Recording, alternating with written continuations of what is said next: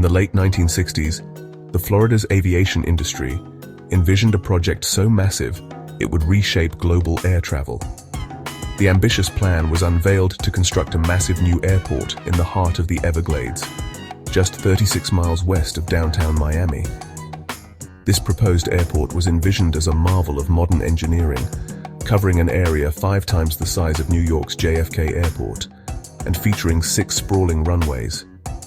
Designed with the supersonic age in mind, the airport was meant to accommodate the fastest jets of the future. But what began as an audacious dream ended in environmental and political controversy.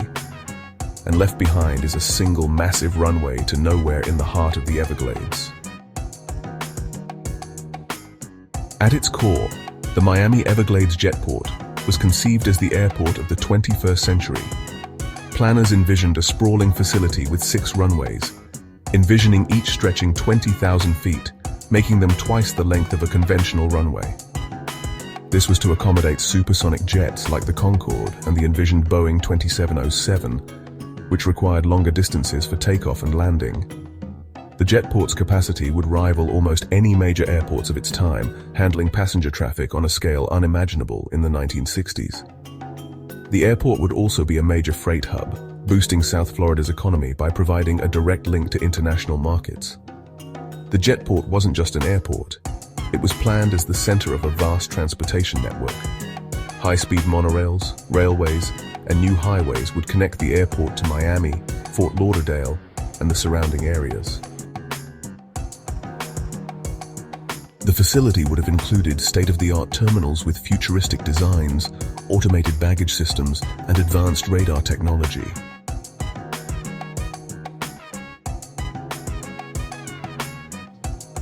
The jetport's proposed location was deep in the Everglades, about 36 miles west of Miami. While its isolation raised logistical questions, planners believed it to be ideal for several reasons. First, the aircraft were expected to generate tremendous noise pollution due to their sonic booms. The remote location would also minimize the impact on Miami's growing population. The Everglades offered vast tracts of land far removed from existing urban areas, which would allow for future expansion. Planners also aimed to spark economic development in the less populated southwestern portion of the state. To access the jetport, several major infrastructure projects were proposed. An expanded transportation network would be tied into the jetport. The extension of the Tamiami Trail and connections to I-75 would provide easy access by automobile. A futuristic rail system would link Miami's urban core and the jetport in under 30 minutes, with stations planned in downtown Miami and Fort Lauderdale. A monorail system provided convenient connections between the terminals, parking areas, and other facilities within the jetport. Construction of the jetport officially began in 1968, with the first phase focused on a single, massive runway. At 10,500 feet, the completed strip was already one of the longest runways in the world, capable of handling the largest commercial and military aircraft of its time. Built at a cost of $6 million, the runway was a testament to the scale and ambition of the project. Despite the grand vision, logistical challenges quickly arose. The remote location required extensive infrastructure just to bring materials and workers to the site. Wetlands had to be drained, and access roads were constructed to allow heavy machinery to operate in the swamps. These early steps, however, foreshadowed the significant environmental impact that would soon become the project's downfall.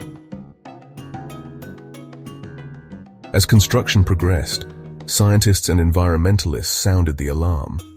The Everglades, a fragile and unique ecosystem, was already under pressure from agricultural runoff and urban encroachment. The jetport threatened to worsen these problems. The site's location near the Biscayne Aquifer raised contamination of Miami's primary drinking water source. The construction would displace countless species, including the endangered Florida panther and various migratory birds. Draining and developing the wetlands would further disrupt the Everglades' natural water flow, with catastrophic consequences for the ecosystem. Environmentalists found powerful allies in Washington, D.C.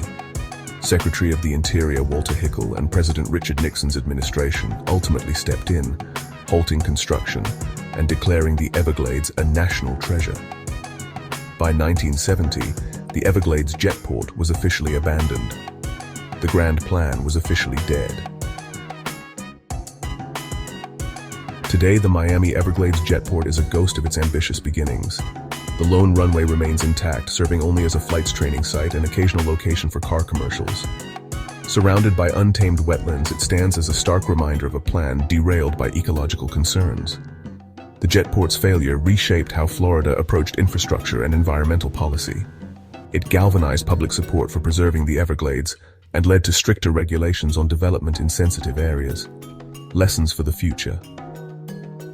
The Miami Everglades Jetport was a bold vision undone by the realities of its time. While it promised economic growth and futuristic travel, it also served as a wake-up call for balancing ambition with sustainability. The abandoned runway in the swamp is more than a failed project. It's a monument to the importance of protecting Florida's natural treasures against the pressures of progress.